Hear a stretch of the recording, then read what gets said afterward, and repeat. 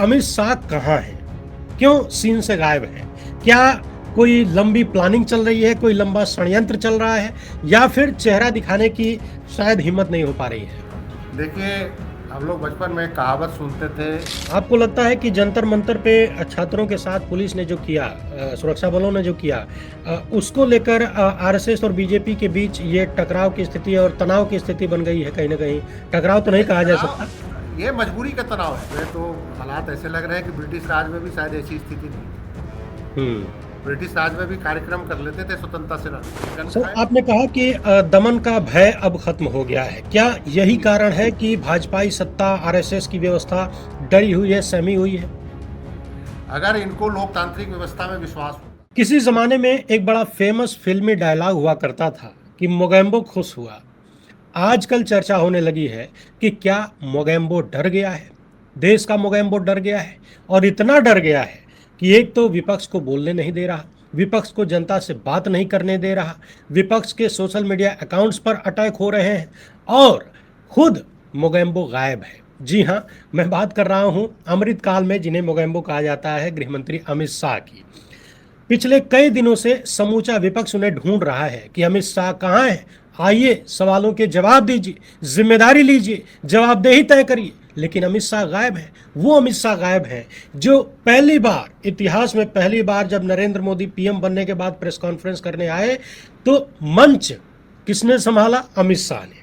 यानी मोदी भी जो काम नहीं कर सकते थे प्रेस कॉन्फ्रेंस वाला, वो अमित शाह संभालते थे। मगर इस बार हालात इतने नाजुक हो गए हैं कि अमित शाह खुद ही गायब हैं। तो आइए इसी मामले पर बात करते हैं कि किस तरीके से राहुल गांधी को रोका जा रहा है। इलाहाबाद में राहुल गांधी का कार्यक्रम होने वाला था, उसको कैंसिल कर दिया गया। पहले परमिशन दी गई, फिर परमिशन को कैंसिल कर दिया गया। इसके पहले भी इस तरीके के कारनामे राहुल गांधी के साथ हो चुके हैं। पवन खेड़ा जो कि एक कांग्रेस के सांसद हैं, उनका कहना है कि राहुल गांधी से अमित शाह, नरेंद्र मोदी बहुत डरते हैं, इसलिए उनके कार्यक्रमों के साथ ये सब कुछ किया जा रहा है। तो इस पूरे मुद्दे पर अमित शाह कहाँ हैं, कैसे गायब हैं? बहुत सारे लोग ये भी कह रहे हैं कि मोदी शाह के बीच तनाव हो गया है, कुछ झगड़ा उगड़ा हो गया है। तो इन सारे मामलों पर बात करेंगे देश के जाने माने राजनीतिक विश्लेषक श्री संजीव पांडे जी से। बहुत बहुत स्वागत है सर आपका। नमस्कार सर। पहला सवाल तो ये है कि अमित शाह कहाँ हैं? क्यों सीन से गायब हैं? क्या कोई लंबी प्लानिंग चल रही है, कोई लंबा षड्यंत्र चल रहा है या फिर चेहरा दिखाने की शायद हिम्मत नहीं हो पा रही है? देखिए, हम लोग बचपन में कहावत सुनते थे कि चमत्कार को चमत्कार इसलिए कहते हैं कि वो बार बार नहीं हुँ, होते। हुँ, तो आप षड्यंत्र करते रहिए, हर बार आपका षड्यंत्र सफल हो जाए इसकी कोई गारंटी नहीं है।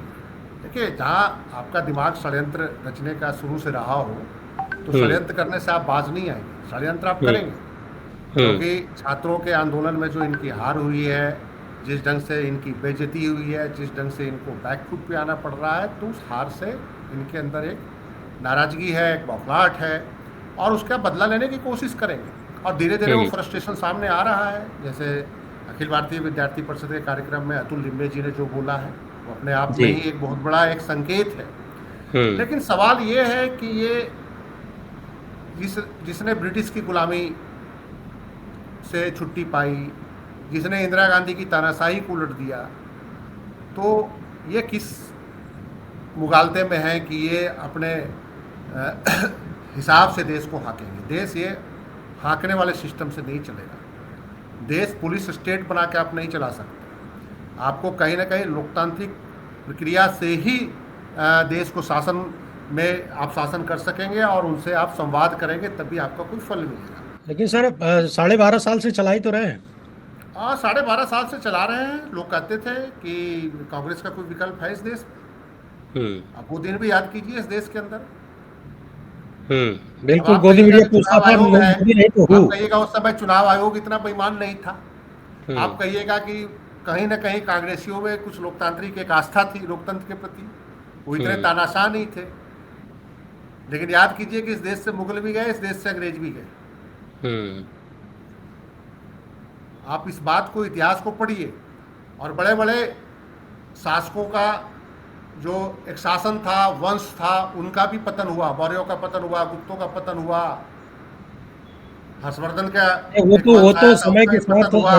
देखिए राजशाही समय था, के साथ। राजशाही का भी हुँ, पतन हुआ है जब तलवार के बल पे सत्ता होती थी। ये हुँ, लोकतंत्र है, और लोकतंत्र में बहुत सारे चेक एंड बैलेंस हैं। तो अगर ये सोच रहे हैं कि हम कुछ षड्यंत्र करके, दमन करके इस देश को अब चला लेंगे, तो भूल जाइए, दमन से लोग अब दमन का भय खत्म हो चुका है। हुँ। वो इन छात्रों को थैंक्स करना चाहिए जो जंतर मंतर पे आए, जिन्होंने लाठियां खाई पुलिस की, पैलेट गन सर खाए। आपने कहा कि दमन का भय अब खत्म हो गया है। क्या यही जी, कारण है कि भाजपाई सत्ता, आरएसएस की व्यवस्था डरी हुई है, सहमी हुई है? अगर इनको लोकतांत्रिक व्यवस्था में विश्वास होता, अगर हुँ, इनको ये विश्वास हो गया होता कि लोग भयभीत होते, तो राहुल गांधी के कार्यक्रम का जो स्थल आवंटित हुआ है इलाहाबाद के अंदर, वो क्यों खत्म किया गया, क्यों कैंसिल किया गया? जो केबी हुँ, कॉलेज ग्राउंड जो है, वो क्यों जी, कैंसिल किया गया?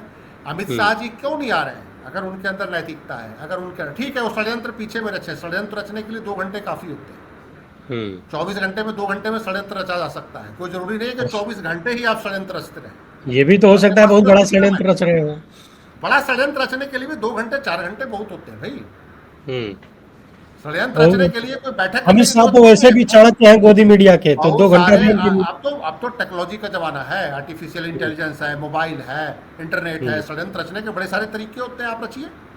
हुँ, लेकिन संसद में ही गायब हो जाना, संसद से ही गायब हो जाना, क्या कारण हुँ, है? ये हुँ, अपोजिशन को फेस करने की स्थिति में नहीं है। हुँ, प्रधानमंत्री जी तो पहले ही फेस नहीं करते थे। जी, अब जो उनके जो मेन जो लेफ्टिनेंट थे अमित शाह जी, वो संसद से गायब है।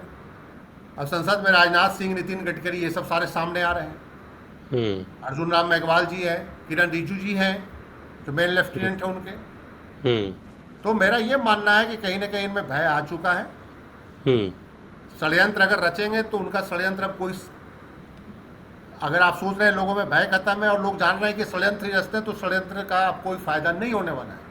जो लोग डिमांड कर रहे हैं, जो उनकी बेसिक मांगे हैं, ये सोच रहे थे कि हम धर्म के नाम पे सारे षड्यंत्र को लागू करते रहेंगे, सारे मुद्दों को फेल कर देंगे। E20 का मुद्दा था, ये सोच रहे थे कि हिंदू मुसलमान के नाम पे E20 का कोई मतलब नहीं रहेगा, E20 कर दिया अपनी मर्जी से, लोगों की गाड़ियाँ खराब हो रही है। हुँ, इनका मुद्दा था चंदा चोरी का, हिंदू हुँ, मुस्लिम के नाम पे वो एक्सपोज हो गए। इनका मुद्दा था छोटे छोटे कामों में भ्रष्टाचार, चाहे नगर निगम में, शहरों के विकास में, सड़कों के विकास में, हाईवेज कंस्ट्रक्शन में जो जबरदस्त भ्रष्टाचार हो रहा है, सड़कें टूट रही है, वीडियो आ रहे हैं। इनको जी, लगता था कि धर्म के नाम पे हिंदू वोट देते रहेंगे। हुँ, तो हाईवे पे चलते भी मेजोरिटी वो हिंदू हैं जिनके पास कार है। मैक्सिमम ट्रांसपोर्टर हाईवे पे चलने वाले हिंदू हैं, ट्रांसपोर्टर हिंदू है इस देश के अंदर।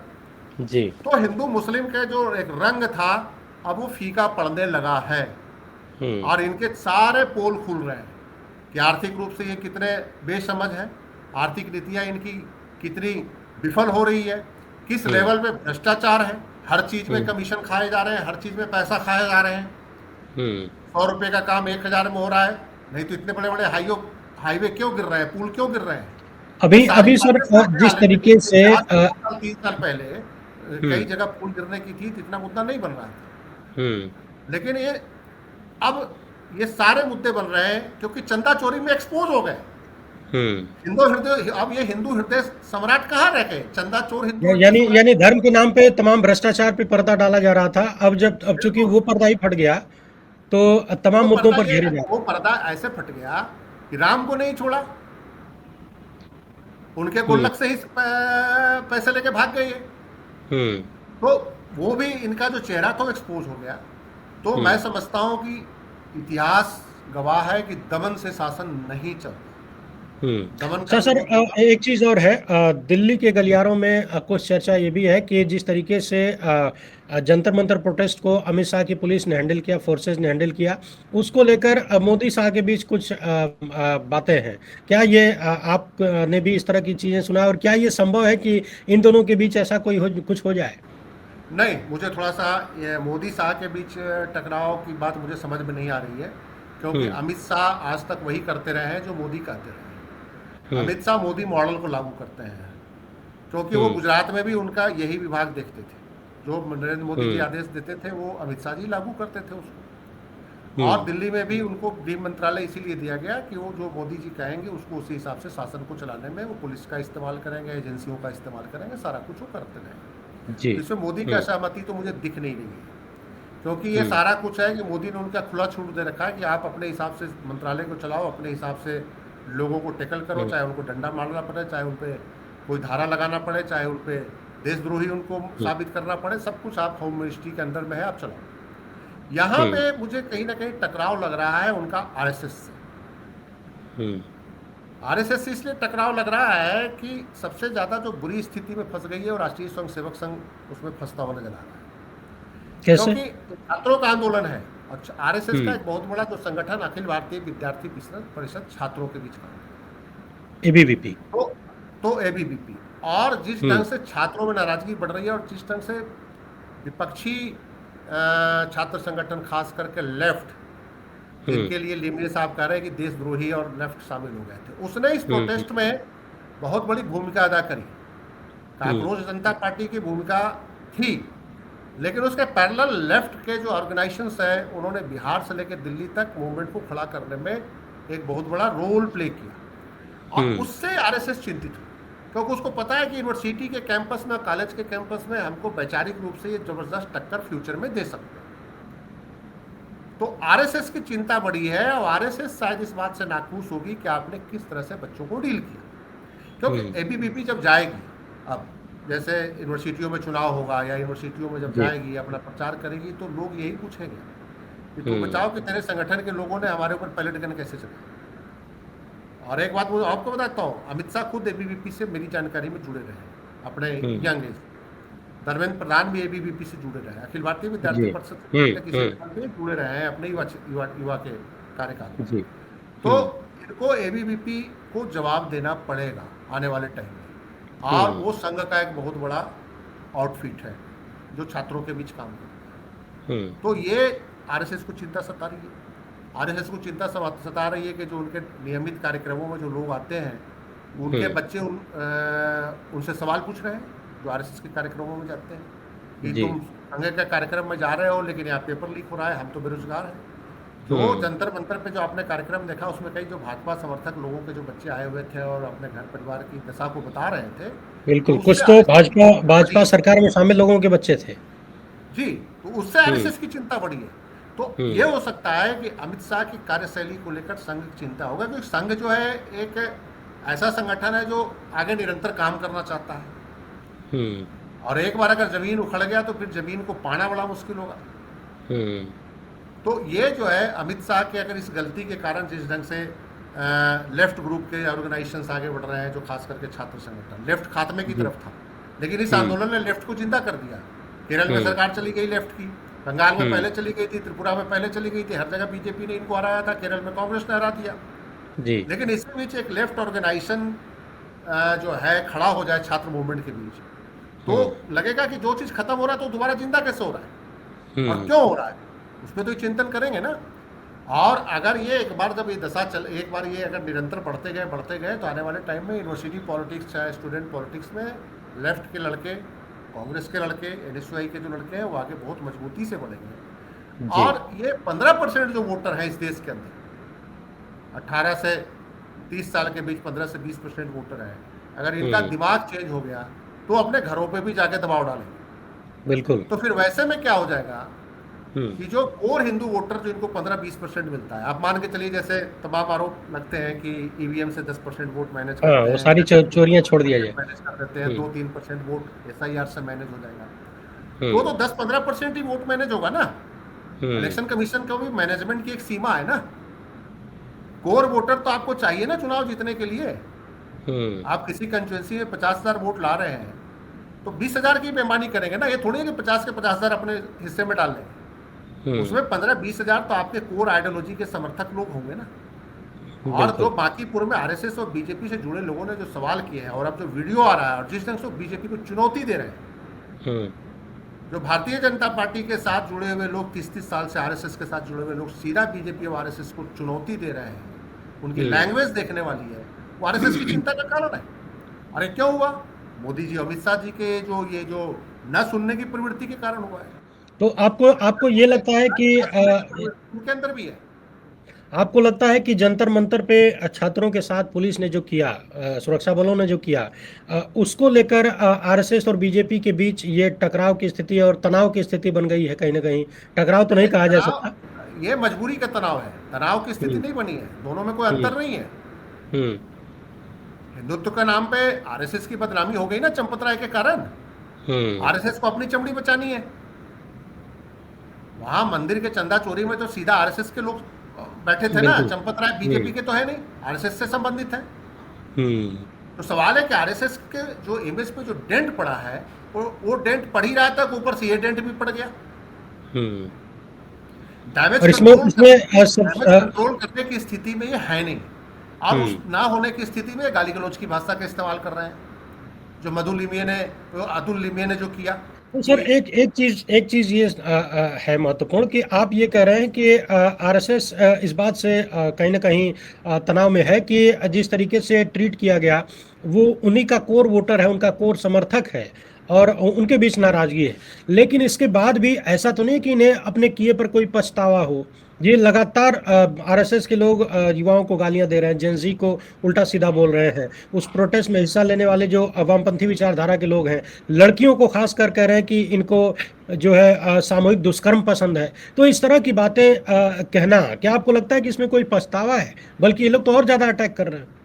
नहीं, फ्रस्ट्रेशन है, पछतावा नहीं है, फ्रस्ट्रेशन है। हम्म। ये हो कैसे गया? ये हम्म। तो हो ही नहीं सकता था। हमने तो हिंदू मुसलमान का इतना बड़ा इस देश के अंदर नैरेटिव खड़ा कर दिया था कि इसकी संभावना ही नहीं थी दूर दूर तक। हम्म। तभी तो 2047 तक बात कर रहे थी, हम्म। क्योंकि 2047 तक इन्होंने विश्व गुरु नहीं बनना था। देश को इतना ज़्यादा हिंदू मुस्लिम का डिवीजन कर देना था कि आप सोच ही नहीं सकते थे, लेकिन वो डिवीजन टूटता हुआ नजर आ रहा है। हिंदू मुसलमान के हम्म। नाम पर जो डिवीजन करने का 10 साल का जो इनका जो लेबोरेटरी में जितने प्रयोग किए, वो प्रयोग एकाएक सफल जो होने की स्थिति के पहुंचने वाले थे, को फेल करने लगा, हम्म। क्योंकि ये इन्होंने राम को धोखा दिया। हम्म। और जो हिंदू जो जो बेचारे शरीफ हिंदू, सीधे हिंदू, जिनमें धर्म में बहुत ज़्यादा आस्थावान हिंदू की बात करें, आस्थावान हिंदुओं के साथ धोखा किया, उनके श्रद्धा पे चोट पहुंचाई इन्होंने, बहुत बड़ा डेंट पड़ा इनके इमेज पे। और इसी बीच ये हो गया, पढ़े लिखे लोगों ने भी इनका खिलाफ कर दिया। वो इनकी हम्म। आइडियोलॉजी से अब सहमत नहीं है। वो कहते हैं हमें रोजगार दो पहले, आप जो बेसिक चीज़ें हैं ठीक करो, शिक्षा व्यवस्था ठीक करो, पेपर लीक ठीक करो। और देखिए, ये पछतावा इसलिए नहीं है, इनका फ्रस्ट्रेशन इसलिए है कि ये सारे सिस्टम में शामिल है। ये जो सारा कुछ हो रहा था इनकी सहमति से हो रहा था, बड़े लेवल पे हो रहा था। जो लोग नीट पेपर लीक में पकड़े गए हैं, वो सिर्फ वो हैं, छोटे मोटे मोहरे हैं। हम्म। तो बड़े बड़े लोग बचा लिए गए हैं जिस तरह से। बड़े लोग शामिल हैं, और हम्म। बड़ों को यही फ्रस्ट्रेशन है कि हम एक्सपोज हो गए, हर तरफ से एक्सपोज हो हम्म। गए। नीट पेपर घोटाला में एक्सपोज हो गए हैं, तमाम नौकरियों के पेपर लीक में एक्सपोज हो गए हैं, उधर चंदा चोरी में एक्सपोज हो गए, सारे बड़े लोग एक्सपोज हुए हैं। और फिर हम्म। लोगों को दिल में बनने लगा कि आखिर क्या है बात की, प्रधानमंत्री जी पीएम केयर फंड का हिसाब नहीं दे रहे हैं, ऐसी क्या बात है, कहाँ पैसा खर्च कर दिया? हम्म। अगर आपने 50 और लाख रुपया किसी से इन लिया सारे है, और पिछले अगर आपसे कोई पिछले हिसाब मांगे तो आपको देने में क्या समस्या आएगी? बशर्ते कि अभी 50 एक लाख रुपया आपने कहीं गलत जगह ना खर्च कर दिया हो। जी, अभी सर एक महत्वपूर्ण मामला जो लोगों के दिमाग में घूम रहा है वो यही है कि अमित शाह को चाणक्य के रूप में प्रस्तुत किया जाता था, बहुत मजबूत नेता के रूप में प्रस्तुत किया जाता था। वो क्यों भाग रहे हैं? वो क्यों गायब है सीन से? सामने क्यों नहीं आ रहे? जिस तरीके हाँ, से सर, एक मिनट, जिस तरीके से राम मंदिर के मामले में आप देखिए, उत्तर प्रदेश विधानसभा के जो स्पीकर हैं वो किस तरीके का कुतर्क कर रहे हैं कि अगर आपने जो लोग विरोध कर रहे हैं, अगर आपने डोनेशन दिया था, मंदिर में पैसा दिया था, तो रसीद दिखाइए, फिर आपके मुद्दे पर बात होगी। जिस तरीके से तमाम इनके जो कार्यकर्ता हैं, समर्थक हैं, अंध समर्थक हैं, वो कह रहे हैं कि ठीक है, हिंदू का पैसा था, हिंदू ले लिया, कोई दिक्कत नहीं है। तो इतनी जब बेशर्मी, इतनी बेहयाई दिखाई ही जा रही है, चोरी और डकैती को भी मंदिर में चोरी को सही ठहराया जा रहा है, तो यही काम अमित शाह भी कर सकते हैं, सामने आके यही बात बोल दें। और ऐसा तो नहीं कि ऐसा काम उन्होंने किया नहीं, बहुत बार किया है, तो एक बार फिर से कर दें। गायब होने के पीछे कारण क्या है? ये देखिए, गायब असामान्य होने स्थिति के बन पीछे जाती है। देखिए गायब होने के पीछे कहीं ना कहीं एक बहुत बड़ा दबाव है, कहीं सिस्टम में भी बहुत हम्म। सारे लोग इनके खिलाफ होते हैं, ये मान के चलिए। क्योंकि जिसको लोकतंत्र बचाना है, जिसको देश बचाना है, हम्म। वो इनके रवैये से नाराज है। तो देश बचाने के लिए विपक्ष ही सिर्फ काम नहीं कर रहा है, हम्म। हम आप और जो विरोध में बोल रहे हैं वही सिर्फ देश बचाने के लिए चिंतित नहीं है। पूरे हमारी व्यवस्था में अंदर जो सिस्टम होता है उसमें भी एक बहुत बड़ी संख्या अधिकारियों की होती है जो देश बचाना चाहते हैं, देश को तबाह नहीं होते देखना चाहते। उनकी कुछ मजबूरियां होती है, सामने नहीं आ सकती, हम्म। चाहे वो ब्यूरोक्रेसी हो। ब्यूरोक्रेसी में सारे करप्ट तो है नहीं, ब्यूरोक्रेसी में ईमानदार लोग भी हैं, ब्यूरोक्रेसी में ऐसे लोग भी हैं जो सिर्फ देश सेवा के लिए आए हैं। जी। जो हमारी जितनी भी पुलिस है, चाहे जितनी भी खुफिया एजेंसियां हैं, उसमें सारे तो बेईमान और चोर नहीं होते। हम्म। उसमें बहुत सारे ऐसे लोग हैं जो कहते हैं इस देश को बचाना उनकी प्राथमिकता है। हमारी सेना है, उसका एक ही काम है देश को बचाना। उसको कोई ना राजनीति से लेना देना है, ना कोई पार्टी पॉलिटिक्स से लेना देना है। उसका एक ही एक होता है कि सीमा की सुरक्षा करना। और हमें गर्व है कि पिछले 7 दशकों में सेना ने सफलतापूर्वक अपनी इस जिम्मेदारी को निभाया है। और अगर सेना को कहीं अगर दिक्कत आई है तो पॉलिटिकल लीडरशिप से दिक्कत आई है, तो नरेंद्र आप मोदी ये जैसे पॉलिटिकल लीडरशिप से जी, दिक्कत आई। तो मेरा ये यानी कहना है आप कि कहीं ना कहीं अमित शाह जी को ये एहसास हो गया है कि सिस्टम में भी बहुत सारे लोग उनके खिलाफ हो चुके हैं, जो उनके डंडे से नहीं चलेंगे, जो उनके डंडे यानी से अमित शाह नहीं को चलेंगे। ये लग रहा है कि अब वो जो भी जैसे कहेंगे जैसे जैसे सामने मैं वाला आप एक तुरंत बात मान बता लेगा। रहा हूँ कि जैसे पायलट हम्म। गन चला, हम्म। सीआरपीएफ के इंटरनल मीटिंग में कहा गया ना कि जो प्रोसीजर तय है उसको फॉलो जी। नहीं किया गया, ये गलत हुआ हम्म। है। हम्म। डायरेक्टली तो एक्सेप्ट किया, ठीक है, पब्लिकली नहीं किया, हम्म। लेकिन उनकी इंटरनल मीटिंग में तो एक्सेप्ट हुआ ना। यहाँ क्योंकि सर वो एक चीज लोक मैं और लाज याद है, दिलाना चाहूंगा। सिस्टम का लोक लाज है कि जी। वो बाहर आके नहीं बोल सकते। लेकिन हम्म। इंटरनल ऐसे अधिकारी थे जो छात्रों हम्म। पे पायलट गन चलाने से चिंतित हुए, जी, जिस समय सर और ये उन्होंने कुछ दिल्ली ऐसे में आदेश जंतर जारी मंतर पे। किए, कुछ ऐसे आदेश हाँ। जारी भी किए हैं उन्होंने, जिससे हम्म। कि आगे ऐसी घटना न हो। तो न मेरा हो। ये कहना है कि ये हम्म। सारी अमित शाह के लिए चिंता का विषय है। हम्म। वो उनका पायलट गन चलाना किसके लिए है? हम्म। देश विरोधियों के लिए पायलट गन है ना। अपने बच्चों में पायलट गन थोड़ी दिया गया है किसी सिपाही को चलाने के लिए। क्या उनके अधिकारियों को हम्म। ये समझ में नहीं आ रहा है कि अपने बच्चों पे हम्म। हम गोली चलाएंगे? और तो क्यों अब गोली चलाएंगे? अब चूंकि सर आपने कह दिया कि क्या अधिकारियों को समझ में नहीं आ रहा कि अपने बच्चों पर, तो मैं याद दिला देता हूँ जंतर मंतर पे जब ये चल रहा था और ढेर सारे लाखों की संख्या में बच्चे वहाँ उपस्थित थे, सुरक्षा बल लगे हुए थे, तो सीएपीएफ के ही एक अधिकारी से मेरी बात हो रही थी, वहीं पर वो तैनात थे। उन्होंने कहा कि देखिए अनरेस्ट बहुत ज़्यादा है हम लोगों के बीच भी, क्योंकि ये हमारे ही बच्चे हैं और हमें भी अपने बच्चों का भविष्य देखना है। हमें भी ये लग रहा है कि ये जो हो रहा है, अब ऐसी स्थिति नहीं रह गई है कि सरकार में बैठे लोग जो कहें हम लोग वो कर दें। हो सकता है थोड़े दिन हम लोग करें, लेकिन इसके बाद शायद परिस्थितियां बदल सकती हैं। यानी उन्होंने खुलकर नहीं कहा, लेकिन जिस तरह की बातें वो बता रहे थे उससे ये लग रहा था कि फोर्सेस के भीतर भी कहीं ना कहीं नाराजगी है सत्ता को लेकर, जिस तरीके से युवाओं के मामले पर फेलियर है और युवाओं पर कहीं ना कहीं क्रैकडाउन किया जा रहा है।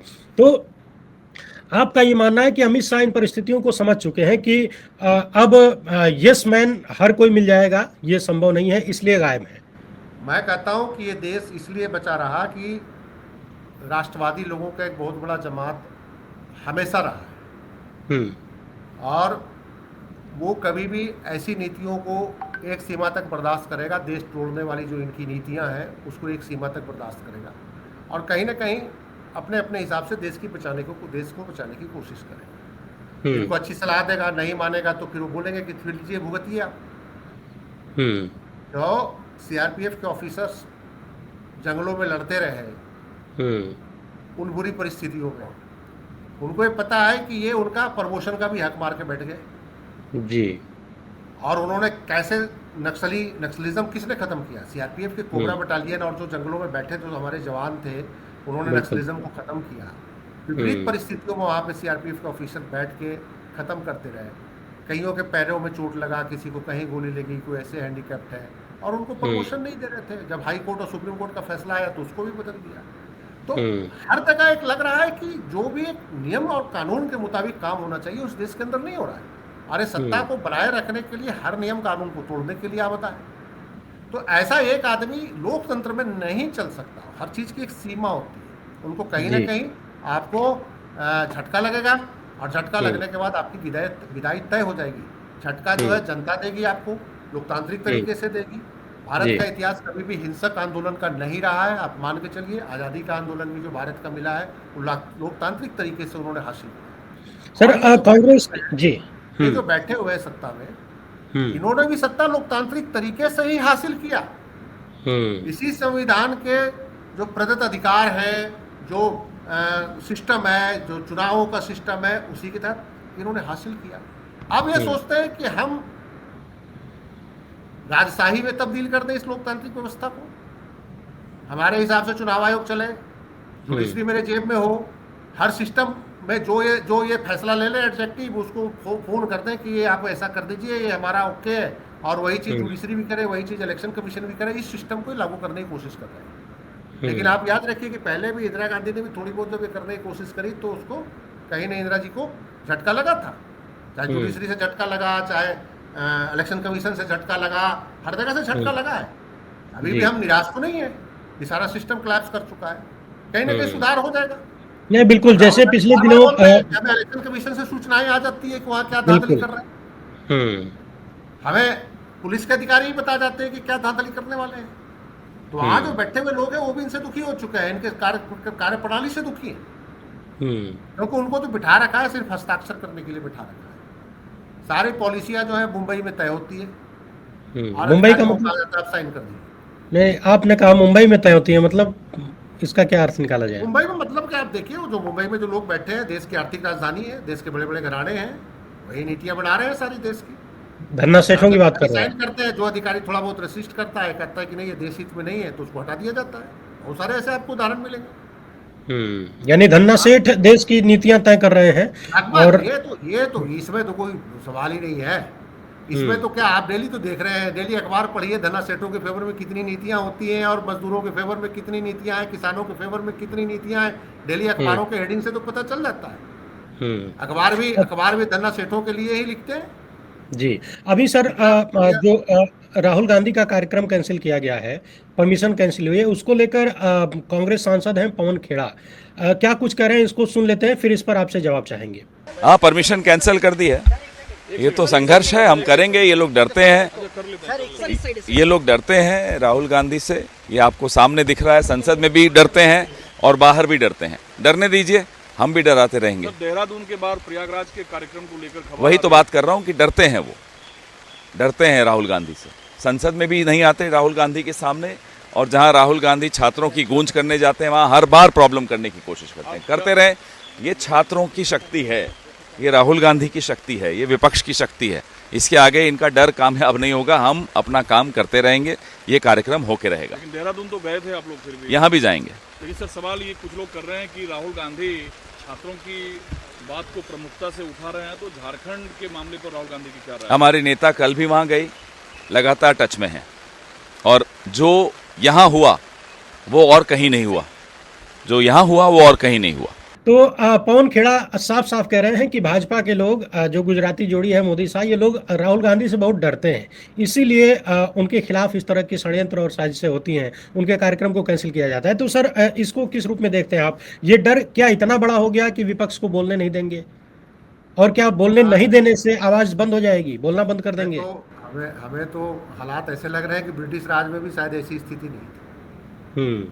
ब्रिटिश राज में भी कार्यक्रम कर लेते थे स्वतंत्रता सेनानी, कांग्रेस कर लेती थी, तमाम दूसरे जो थे, जो स्वतंत्रता के पक्षधर संगठन थे, कर लेती थी। ये इमरजेंसी की बात करते हैं बार बार। एक लोकतांत्रिक तरीके से कार्यक्रम आयोजित करना तो उसका वो मौलिक अधिकार है किसी भी नेता का, बिल्कुल हर नागरिक का है। मतलब है कि वही अल्टरनेटिव पॉलिटिक्स की बात आ गई, लेने वाली, मतलब कि वो भाजपा के अलावा किसी भी विचारधारा की राजनीति को इस देश में चलने नहीं देना चाहते। उसके लिए वो लाठीचार्ज करेंगे, उसके लिए जो उनका कार्यक्रम स्थल होगा उसको कैंसिल कर देंगे, वहाँ पे जाएंगे तो पुलिस उनको कार्यक्रम नहीं करने देगी।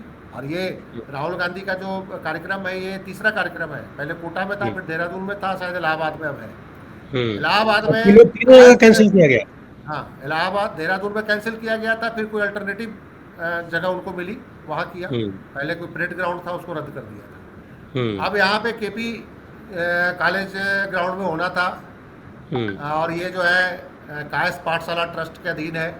उसने अपने 2-4 बहाना लगा के कि हाई कोर्ट का ये ऑर्डर है, वो ऑर्डर है, जबकि कांग्रेस ने पैसा जमा कर दिया था, 51,000 रुपये जमा करवाए थे, उन्होंने परमिशन दे भी दी थी। वो वहाँ पे तैयारी शुरू कर रहे थे ग्राउंड में जाके कि ये कार्यक्रम स्थल का जो अलाटमेंट था, जो तय अलाटमेंट को रद्द कर दिया। जी। अब सवाल ये है कि जो कायस्थ पाठशाला है उससे जुड़े हुए लोग कभी कांग्रेस से बहुत लाभ लेते रहे, जो मुझे इलाहाबाद के लोगों ने बताया।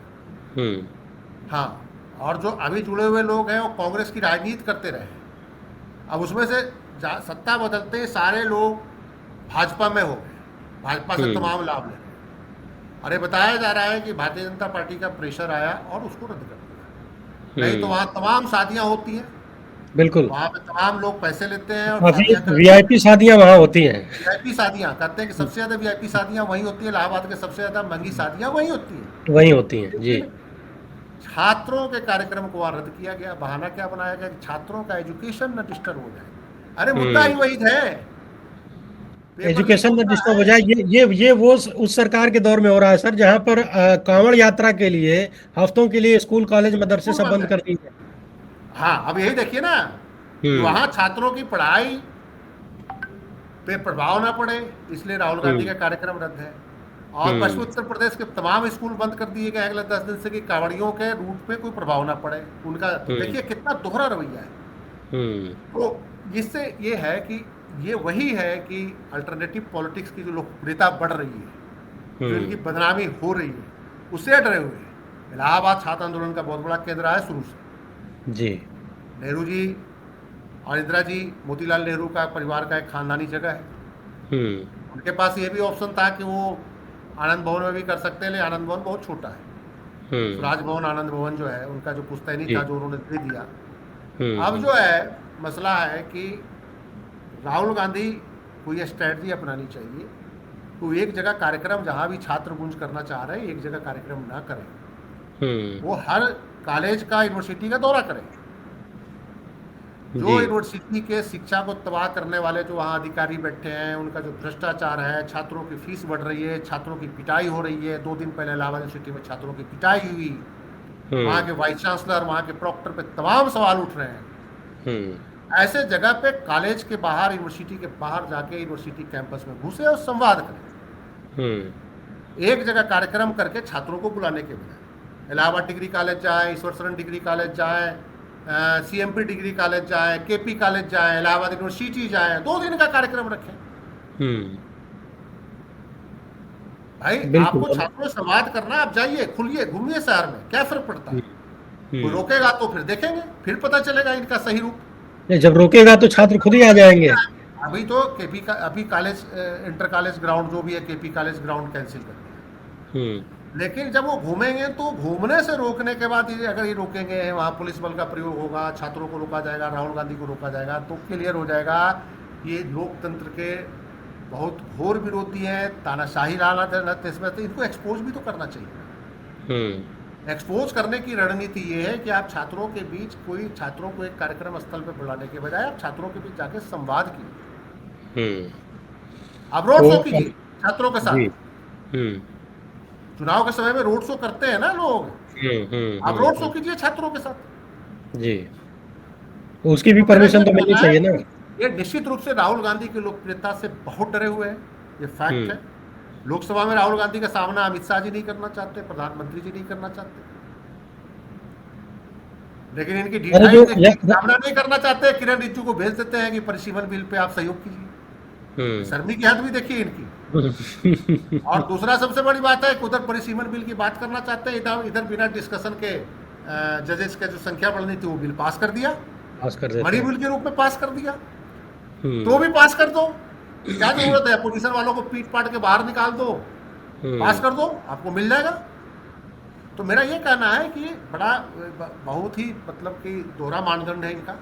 और हुँ, राहुल गांधी की लोकप्रियता बढ़ रही है, उधर लेफ्ट ग्रुप की लोकप्रियता बढ़ रही है, छात्र संगठनों की, इधर कांग्रेस जनता पार्टी ने अपना प्रेशर ग्रुप बना ही लिया है। तो जो कह रहे हैं कि हम पॉलिटिक्स में आएंगे नहीं, हम प्रेशर ग्रुप बना के चलेंगे। जी। जैसे तमाम प्रेशर ग्रुप होते हैं, इंडस्ट्रियलिस्ट का हुँ, प्रेशर ग्रुप है, मजदूरों का प्रेशर ग्रुप है, और तमाम प्रेशर ग्रुप अलग अलग राजनीति में होता है। जी, जी। कोई खान उद्योगपतियों का जैसे है, तो उद्योगपतियों में भी अलग अलग संगठनों का अलग अलग प्रेशर ग्रुप होता है, अलग अलग धंधा करने वालों का अलग अलग प्रेशर ग्रुप होता है। तो ऐसे ही जी। उन्होंने छात्र डिमांड्स को लेकर एक प्रेशर ग्रुप बना दिया है। हुँ, अब अगर वो प्रेशर ग्रुप बना के छात्र जो डिमांड है और एजुकेशन पे ये प्रेशर ग्रुप बना के अगर वो पूरे देश भर में काम करेंगे, तो ये तो सीधा सीधा भाजपा और अखिल भारतीय विद्यार्थी परिषद और आरएसएस को सीधी चुनौती है। हम्म। अगर वो देश भर की यूनिवर्सिटियों में जब प्रेशर ग्रुप घूमेंगे, उनको इकट्ठा करेंगे, उनसे संवाद करेंगे, उनकी समस्याओं पे विचार विमर्श करेंगे, जी। एजुकेशन के सिस्टम पे विचार विमर्श करेंगे, जो सिलेबस बदला गया है उस पर विचार विमर्श करेंगे, जो फीस बढ़ रही है उस पर विचार विमर्श करेंगे। ये तो बीजेपी को सूट नहीं करेगा ना। सरकारी स्कूल बंद हो रहे हैं, उस पर विचार विमर्श करेंगे। तो इन्हीं चीज़ों को लेकर बीजेपी और आरएसएस का सिस्टम मिला हुआ है और यही कारण है कि अमित शाह जिनको गोदी मीडिया चाणक्य की उपाधि देता है, वो चाणक्य सीन से गायब हैं और इस तरह से गायब हैं कि हर तरीके की शब्दावली का प्रयोग करके विपक्ष बुलाना चाहता है। अमित शाह सदन में आओ, जवाब दो, लेकिन अमित शाह गायब हैं। उम्मीद है आने वाले वक्त में गोदी मीडिया के चाणक्य हिम्मत जुटाएंगे और नेता प्रतिपक्ष का सामना करने आएंगे। बहुत बहुत धन्यवाद सर, आपने बेहद आसान भाषा में लोगों को बहुत सारी जानकारी दी। शुक्रिया हमसे जुड़ने के लिए।